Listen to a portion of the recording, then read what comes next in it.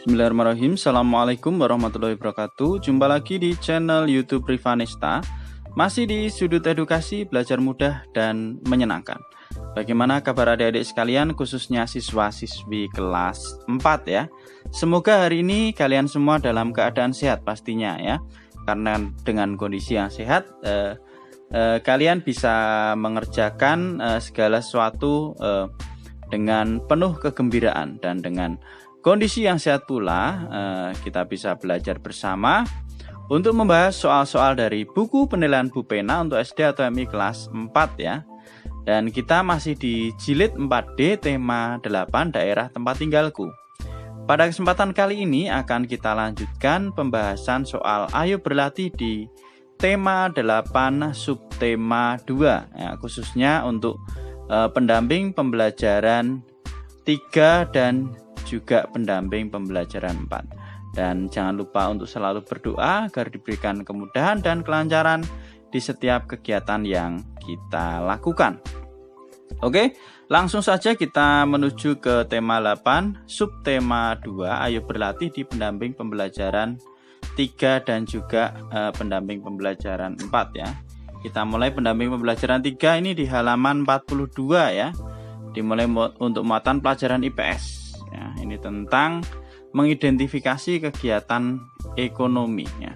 Kita langsung saja ke ayo berlatih ya. Ayo berlatihnya di sini mengidentifikasi kegiatan ekonomi di halaman 43.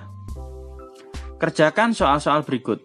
Nomor 1, jelaskan tahapan apa saja yang termasuk ke dalam proses produksi, distribusi, dan konsumsi dalam skema kegiatan ekonomi pembuatan mebel. Oke, adik-adik di sini sudah saya tuliskan ya. Untuk halaman 43 soal nomor 1 ya. Oke. Tahapan kegiatan ekonomi ya, pembuatan mebel itu yang meliputi produksi ya.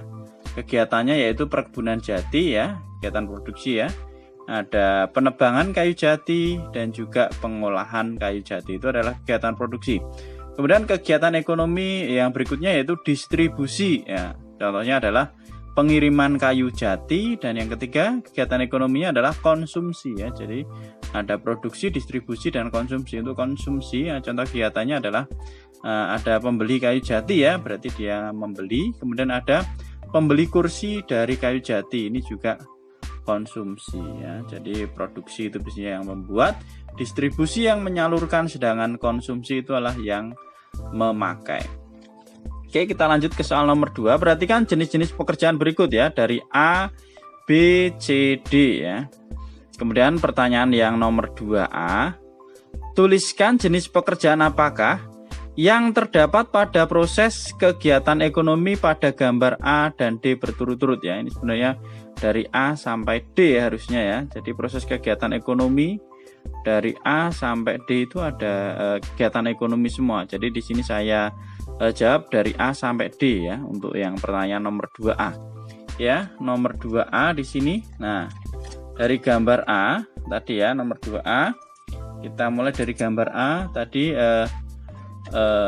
pekerjaannya ada penjaga hutan ya, karena di situ tadi ada gambar hutan jati. Kemudian yang B ya, ada aktivitas untuk menebang pohon, berarti pekerjaannya adalah penebang kayu. Kemudian yang C, ada kegiatan mengirimkan barang, berarti pekerjaannya adalah sopir.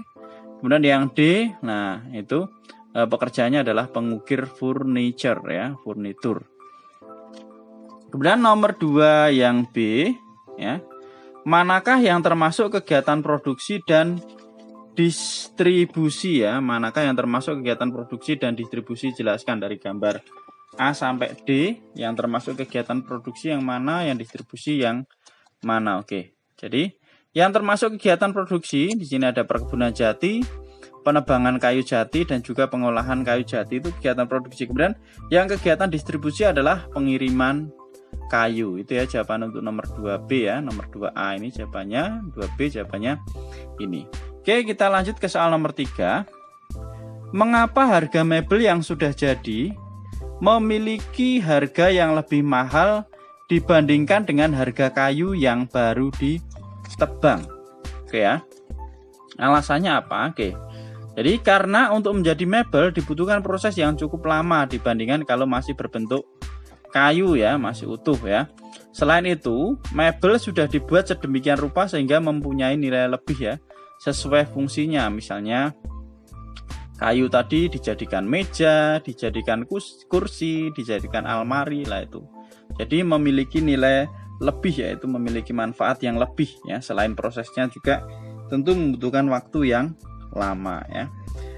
Selanjutnya kita ke ayo berlatih di halaman berikutnya, yaitu ada di halaman 44 ya, muatan pelajaran PPKN ya. Ayo kerjakan soal berikut. Karakteristik masyarakat sekitar rumah Mei sangat beragam. Saat diadakan gotong royong membersihkan lingkungan, Mei dan ayahnya ikut membantu. Tampak pula tetangga Mei yaitu Jonas dan kedua orang tuanya ikut kerja bakti. Tuliskan pendapatmu mengenai keragaman karakteristik individu yang ada di daerah tempat tinggal Mei ya. Keragaman karakteristik individu yang ada di daerah tempat tinggal Mei. Keragaman karakteristik itu apa ya? Oke, jadi untuk halaman 44 nah, sikap saling toleransi. Jadi keragaman karakteristiknya adalah sikap saling toleransi ya antar pemeluk agama. Itu dapat meningkatkan kerukunan ya. Jadi sikap saling toleransi. Nah, ini antar pemeluk agama dapat meningkatkan kerukunan. Itu ya untuk halaman 44 ya. Jadi walaupun berbeda agama ya, beragam, tetapi karena adanya toleransi maka dapat meningkatkan kerukunan ya. Itu untuk soal halaman 44 ayo berlatih. Nah, selanjutnya kita menuju ke halaman berikutnya, yaitu halaman 45 muatan pelajaran bahasa Indonesia. Ini ada teks fiksi ya, judulnya Kura-kura dan Bangau. Oke, kita baca terlebih dahulu ya Adik-adik. Kura-kura dan bangau hidup bersama di sebuah danau yang indah dan banyak tersedia makanan. Jumlah ikan di danau cukup untuk memenuhi kebutuhan sehari-hari bangau dan kura-kura. Namun si kura-kura mempunyai kebiasaan yang kurang baik, yaitu tidak sabar kepada bangau atau hewan lain yang ada di sekitar danau. Maka sering terjadi pertengkaran. Ini ya lanjutannya. Di antara kura-kura dengan hewan lain. Bangau selalu mengingatkan kura-kura untuk memperbaiki sikapnya, namun kura-kura tidak mau menurutinya. Musim kemarau tiba, sungai-sungai mulai kering, termasuk danau tempat mereka tinggal. Bangau menawarkan kepada kura-kura untuk mencari tempat tinggal baru. Awalnya, kura-kura menolak dengan alasan belum tentu menemukan tempat yang lebih baik. Bangau pun menolong kura-kura dengan cara menerbangkannya menggunakan sebatang ranting pohon. Bangau berpesan kepada kura-kura untuk selalu menggigit kuat ranting itu selama mereka terbang. Tetapi kura-kura lupa pesan bangau. Daerah yang dituju hampir sampai. Kura-kura melihat ada danau biru di bawahnya. Kura-kura berteriak gembira. Teriakan kura-kura itu bersama dengan terlepasnya ia dari ranting pohon. Akhirnya kura-kura terjatuh dan tubuhnya terluka atau tubuhnya luka. Bangau sangat sedih melihat sahabatnya itu ya. Oke, pertanyaan pertama. Siapakah tokoh utama dalam cerita Kura-kura dan Bangau? Ya, tokoh utamanya berarti kura-kura dan bangau juga ya di sini. Sudah saya tuliskan adik-adik, tokoh utamanya adalah kura-kura dan bangau. Pertanyaan yang kedua. Siapakah tokoh protagonis dan antagonis dalam cerita tersebut? Nah, ya jawabannya ya tokoh protagonisnya adalah bangau. Tokoh antagonisnya adalah kura-kura. Kemudian pertanyaan yang ketiga, kebaikan apa yang dilakukan bangau terhadap kura-kura? Nah, kebaikannya adalah mengajak kura-kura untuk pindah tempat mencari sumber air. Itu nomor 3. Selanjutnya nomor 4, sikap apa yang membuat tokoh kura-kura tidak disukai oleh hewan lain? Nah, sikap kura-kura yang tidak sabar tadi, sehingga dia tidak disukai oleh hewan lain. Kemudian nomor 5, pertanyaannya apa? Kalimat manakah yang menyatakan sikap baik tokoh bangau. Nah, kalimat yang menyatakan sikap baik tokoh bangau adalah bangau menawarkan kepada kura-kura untuk mencari tempat tinggal baru. Kemudian nomor 6, tuliskan kesimpulan dari cerita tersebut ya. Kesimpulannya, kita harus memiliki sifat sabar. Itu adik-adik untuk yang nomor 6. Selanjutnya kita ke muatan pelajaran berikutnya. Ini ada muatan pelajaran PKN di halaman 48. Pertanyaan yang pertama, tuliskan manfaat keragaman karakteristik individu di sekolah. Manfaatnya apa? Nah, ini dapat mempererat rasa tolong-menolong antar teman di sekolah. Kemudian pertanyaan yang kedua, tuliskan karakteristik individu yang dimiliki oleh 5 temanmu. Nah, ini disesuaikan teman kalian ya. Ini saya berikan contoh aja, misalnya ada 5 karakter ya.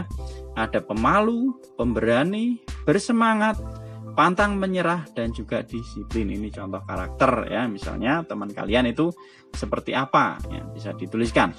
Kemudian nomor 3, bertanyalah dengan teman sebelahmu mengenai asal daerahnya. Apabila temanmu memiliki asal daerah yang berbeda denganmu, tuliskan caramu menyikapi perbedaan tersebut. Oke, untuk yang nomor 3, nah ini saya kasih contoh, misalnya teman sebelahku berasal dari Medan, padahal aku berasal dari Jawa. Walaupun berasal dari daerah yang berbeda, kita harus menghargai dan menghormatinya dengan cara berteman bersamanya ya. Walaupun dia asal daerahnya berbeda, kita harus tetap berteman bersama dan tidak boleh membeda-bedakan supaya tetap rukun ya dalam berteman. Oke, mungkin ini adik-adik pembahasan untuk pendamping pembelajaran 3 dan juga 4. Untuk pendamping pembelajaran berikutnya ya, ayo berlatih pendamping pembelajaran berikutnya yaitu 5 dan 6 akan kita bahas di video berikutnya. Terima kasih sudah meluangkan waktu untuk belajar bersama. Mohon maaf apabila ada kekurangan. Silahkan pertanyaan atau saran bisa dituliskan di kolom komentar untuk kita diskusikan bersama-sama. Jangan lupa untuk selalu berdoa agar diberikan kemudahan dan kelancaran di setiap kegiatan yang kita lakukan. Mungkin untuk pertemuan kali ini saya cukupkan sekian. Sekali lagi mohon maaf dan saya akhiri. Assalamualaikum warahmatullahi wabarakatuh.